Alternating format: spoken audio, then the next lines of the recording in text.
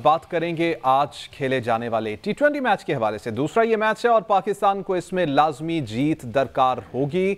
इस पर बात करने के लिए राजा असद अली खान साहब हमारे साथ मौजूद हैं। इसके साथ साथ स्टूडियो में हमारे जो गेस्ट हैं अहमद सईद और आकिब कुरैशी भी यहाँ पर तशरीफ फरमा है। राजा साहब, सबसे पहले आपकी जानिब आ जाते हैं। आज एक तब्दीली की गई, इस तब्दीली के ऊपर क्या कहना चाहेंगे आप? जहां दाद को लाया गया है, सुफियान मुकीम को निकाल दिया गया है। एक स्पिनर, तो हम ये बात कर रहे थे कि एक स्पिनर होना चाहिए, दो स्पिनर की यहाँ पर जरूरत नहीं थी, लेकिन सुफियान को ही निकालना बेहतर था। देखिए, सुफियान को जिस तरीके से इस्तेमाल किया गया ना, उस पर मैं मोतरज हूँ। ये देखिए कि 4 ओवर आपके सारे बॉलर्स ने कर लिए और फिर आपने इसके आखिर में जो आखिरी चौथा ओवर था वो इनका आखिरी 20वां करवाया इनसे। अब एक स्पिनर तरफ वो छक्के खा गए और वो जो 9th विकेट पार्टनर थी उसको उन्होंने बड़ा ऐसा बना दिया जैसे बाद में एक पार्ट प्ले किया साउथ अफ्रीका की जीत में। एक ये बड़ी इंपॉर्टेंट चीज, ये बॉलर की जो कुंजी कामयाबी की है वो कप्तान के हाथ में होती है। एतमाद देना या उसको उस वक्त लगाना जब उसकी जरूरत नहीं है या गैर मौजूद वक्त है या दौरानी है या खेल का टेम्पो ऐसा चल रहा है, तो ये बड़ी हसास चीजें होती है। मैं आपको बसूख से कह सकता हूं कि अगर बेहतर कप्तानी होती, ऑन फील्ड चेंजेस अच्छी होती, बैटिंग ऑर्डर में भी कुछ आप रीशफलिंग करते, खुद अपना मिजाज चेंज करते, तो ये मैच आप आसानी से जीत सकते थे। एक तो वो एफर्ट्स हैं जिसमें फिजिकल स्ट्रेंथ इन्वॉल्व है, जिसमें मेंटल फैकल्टी इन्वॉल्व है, और एक वो है जो आप शातराना चालें चलते हैं जो कप्तान की तरफ से होती है, to an extent team management की तरफ से होती है, वो हमें नजर नहीं आई। और सुफियान मुकीम मुझे तो बड़े प्रॉमिस लग रहे थे और उनको मेरे ख्याल में ये मौका था कि एक बड़ी टीम के खिलाफ उनको खिलाया जाता, तब उनके पोटेंशियल का सही अंदाजा हो सकता था। लेकिन एक ओवर ने उनकी वो फिल वक्त फॉर द टाइम बिंग जो उनकी सिलेक्शन है उसको नल अवॉइड कर दिया। वो इस मैच का ऐसा नहीं होगा जो कि बड़ा इंपॉर्टेंट मैच है, पहला इससे भी ज्यादा इंपॉर्टेंट है। 3 मैचों की सीरीज में पहला मैच। राजा साहब, आप समझते हैं काफी कॉन्फिडेंस शैटर होगा इससे सुफियान का?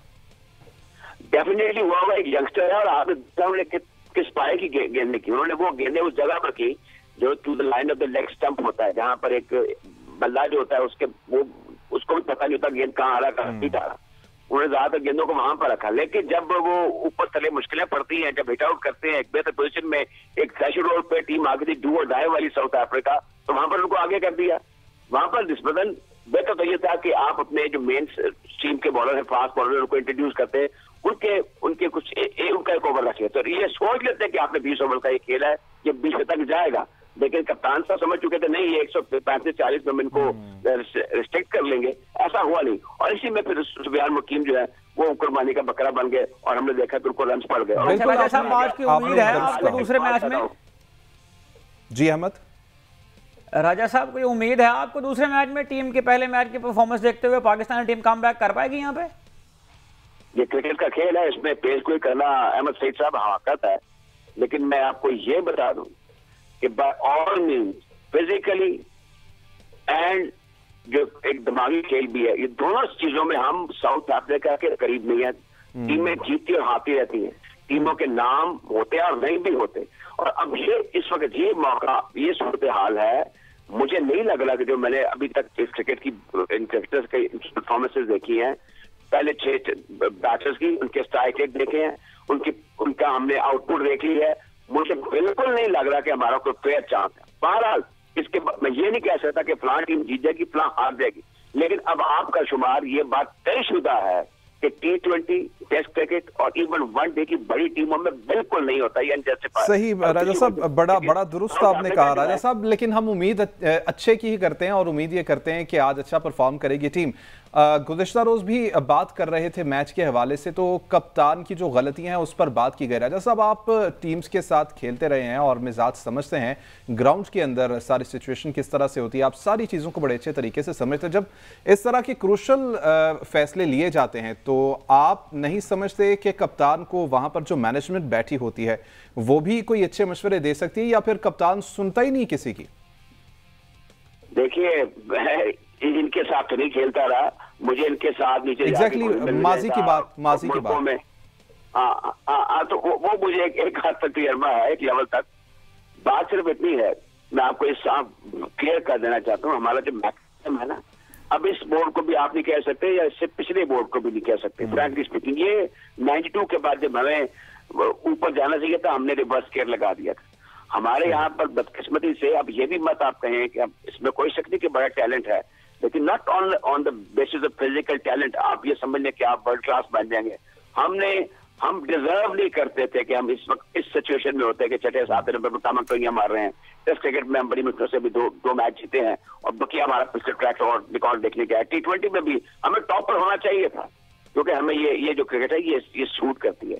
लेकिन आपकी सारी सिचुएशन में मैं आपको ये वाज़ेह कर देना चाहता हूं कि जो हमारी जो क्रिकेटर आम क्रिकेटर है ना, ये इन चीजों को हैंडल करने के काबिल नहीं है, ना वो एडमिनिस्ट्रेटिव, ना वो स्पोर्टिंग एस्पेक्ट, और ना वो ये जो एक मार्केटिंग पॉइंट ऑफ व्यू से यानी तौर पर तैयार ही नहीं है। यानी आप देखें ना उनकी जो डिमांड हुई है ओवरऑल, कुछ प्लेयर्स जो आज फिर आया हुआ था कि अहमद वसीम ने एक बार फिर रिटायरमेंट का ऐलान कर दिया, क्योंकि उनको पाकिस्तान के अलावा इनकी ब्रॉटअप ऐसी हुई है कि मुझे पैट्रियोटिज्म होता है, ये मुल्क के लिए खेलने की तरजीब होती है, वो तो खत्म हो चुकी हुई है। अब ये दरमियान में फंसे हुए बेचारे, क्योंकि वो समझते हैं कि हमारा जो एक पहला एक बैरियर था टू दी स्टेटर हाइट, वो हमने पूरा कर लिया to play for Pakistan either in T20 और टेस्ट क्रिकेट। अब हमारी इंटरनेशनल मार्केट खुल गई है, स्काई द लिमिट, पाकिस्तान के लिए खेलें, परफॉर्म करें। बिल्कुल, पाकिस्तान के लिए खेलना, परफॉर्म करना बहुत जरूरी है। आकिब, आप कुछ ऐड करना चाह रहे हैं? देखें, बिल्कुल आज का मैच जो है उस पर कमेंट लाजमी करना चाहेंगे, अहमद भी करना चाहेगा। ये सेंचुरियन का मैदान है। अगर मैं इसका ट्रैक रिकॉर्ड आपको बताऊं तो ऑब्वियसली हम 4 मैच साउथ अफ्रीका के खिलाफ खेले हैं। ये मैं इसलिए जस्ट बता रहा हूँ क्योंकि हमें लग रहा है कि हम आज का मैच नहीं जीतेंगे, लेकिन मुझे लग रहा है कि आज का मैच हम जीत जाएंगे। यहाँ पर हम सेंचुरियन में साउथ अफ्रीका के खिलाफ 4 मैच खेले हैं, चारों मैच जीते हैं। और आपको याद होगा कि 2021 में वो वाला मैच जहाँ पर ओपनिंग पार्टनरशिप 205 हम चेस कर रहे थे सेंचुरियन के मैदान में, तो मोहम्मद रिजवान और बाबर आजम ने 197 रन का जो है वो ओपनिंग पार्टनरशिप दी थी, जिसमें बाबर आजम ने 59 बॉल्स पर जो है 122 रन की नहीं खेली थी, जबकि रिजवान ने जो है 73 रन बनाए थे। तो हमें अच्छी चीजें याद करनी चाहिए, आल्दो कि हमारी परफॉर्मेंस जो है हमें अच्छी चीजें भुला देती है, लेकिन अच्छी चीजें याद करनी चाहिए। करते हैं कि अच्छा परफॉर्म करेंगे। एक वर्ड में सिर्फ 10 सेकंड में, अहमद सईद, आप क्या कहेंगे आज के मैच से कौन फातेह होगा आपकी नजर में?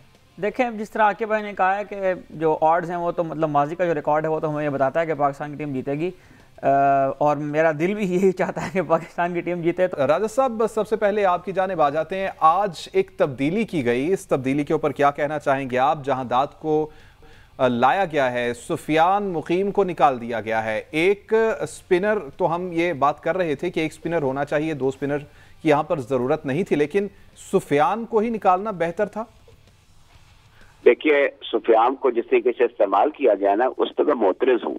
ये देखिए कि 4 ओवर आपके सारे बॉलर्स ने कर लिए, और फिर आपने इसके आखिर में जो आखिरी चौथा ओवर था वो इनका आखिरी 20वां करवाया इनसे। अब एक स्पिनर तरफ वो छक्के खा गए, और वो जो 9th विकेट पार्टनर थी उसको उन्होंने बड़ा ऐसा बना दिया जिससे बाद में एक पार्ट प्ले किया साउथ अफ्रीका की जीत में। एक बड़ी इंपॉर्टेंट चीज, ये बॉलर की जो कुंजी कामयाबी की है वो कप्तान के हाथ में होती है।